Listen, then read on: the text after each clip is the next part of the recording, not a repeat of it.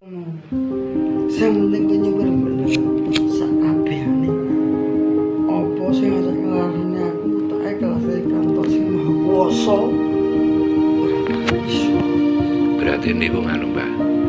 Enten aku niku kula niku boten sawa kersane Gusti Allah tapi enten campur tangane keluarga.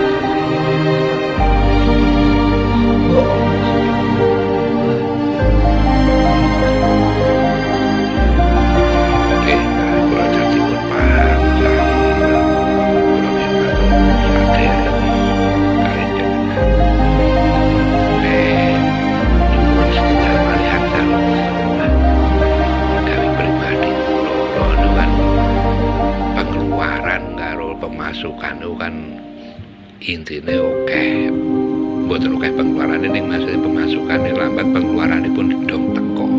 Kula njaluk nomor togel. Nomor togel sing dinten iki medal pinten, Mbah?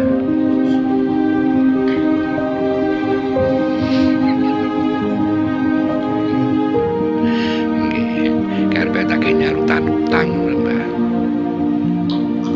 Kula ngantek utang arek iki nomane duit 200 utang-utang kalih Adi.